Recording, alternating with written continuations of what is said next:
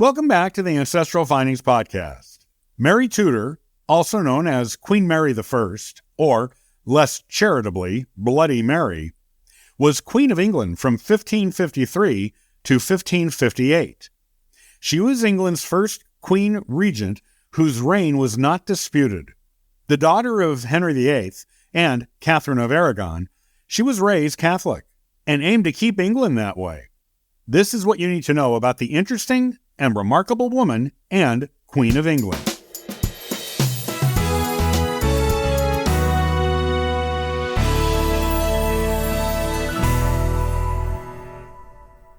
Born in 1516, Mary was the daughter of King Henry VIII of England and his first wife, Katherine of Aragon.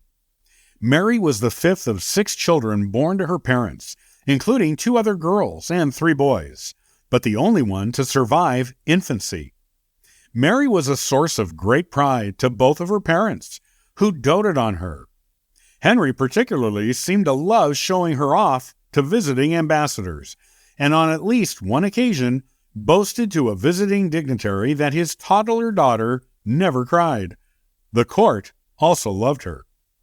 Mary received a top-notch education, learning French, Spanish, thanks to her mother, who was from Spain, dancing, singing, and all the courtly arts.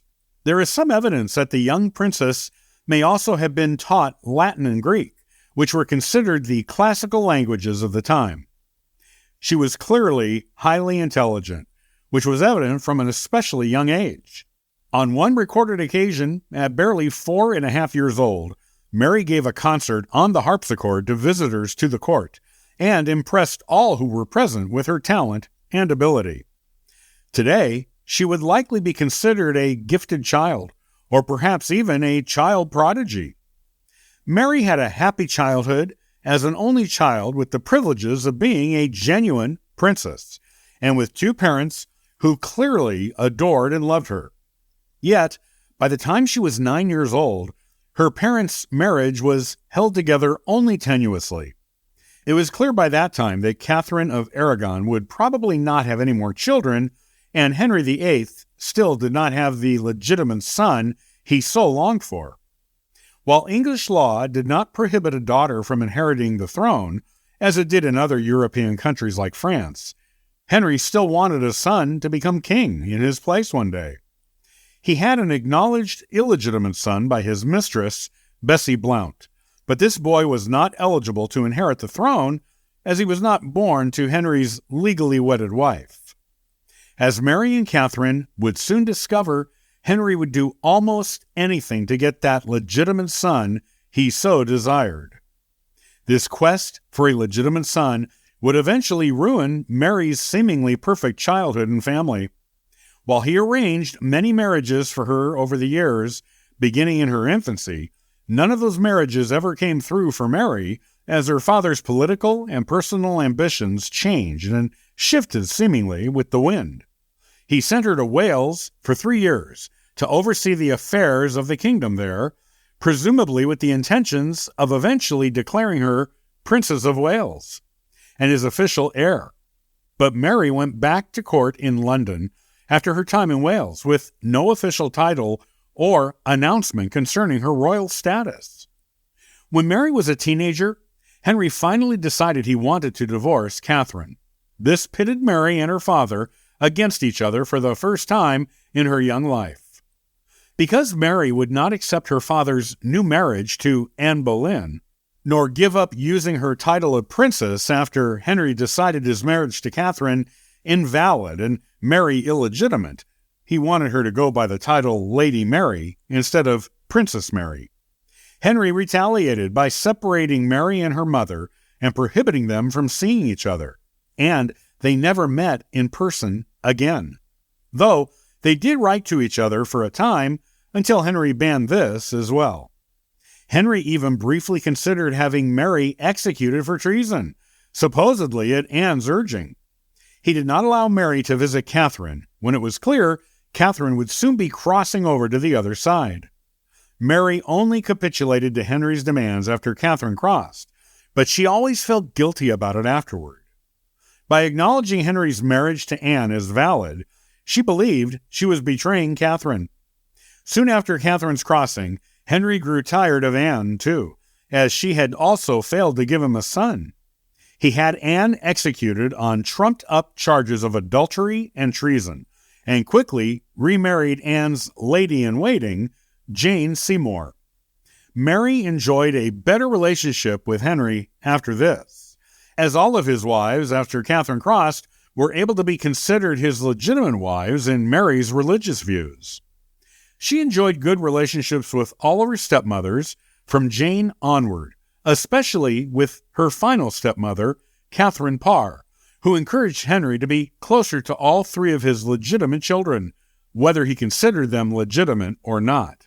After Henry VIII crossed to the other side, Mary's younger half-brother Edward, Jane's son, became king at only 9 years old.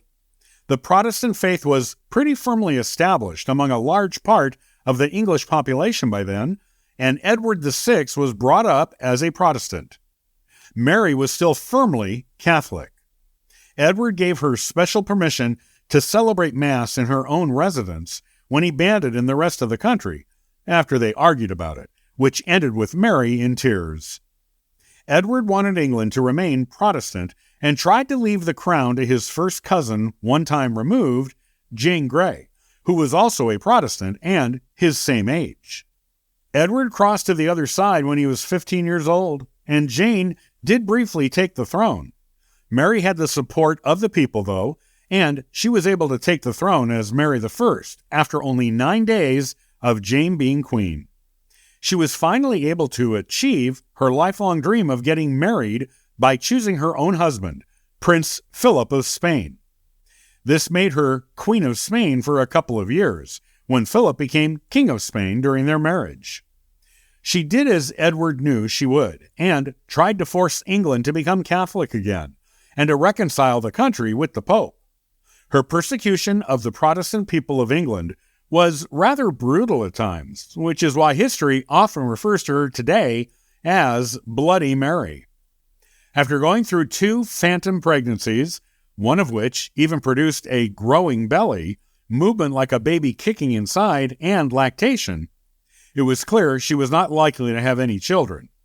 Philip, embarrassed by these phantom pregnancies, which were probably produced by Mary's intense desire to have a child, be a mother, and produce a Catholic heir for England, went back to Spain, breaking Mary's heart.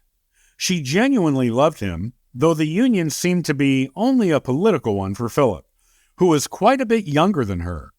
Mary reluctantly admitted she had little choice other than to make her half-sister, the Protestant Princess Elizabeth, her heir.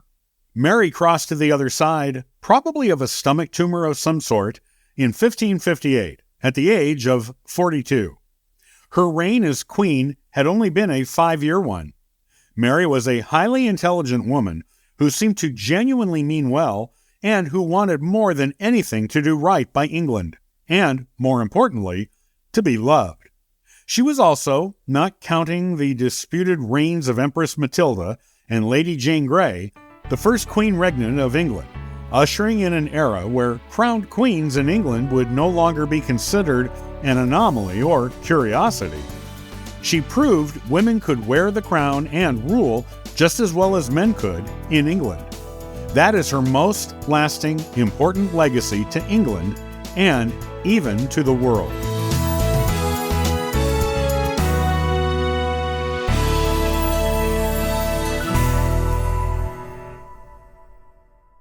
Many thanks for listening and following the Ancestral Findings podcast. Visit ancestralfindings.com to download a free genealogy ebook, inquire about a free genealogy lookup, and register for the weekly historical postcard giveaway. And thank you to everyone who contributes via Patreon. It helps keep this car on the road, this plane in the air, and this ship on course. I hope you have a wonderful day, and, as always, happy searching!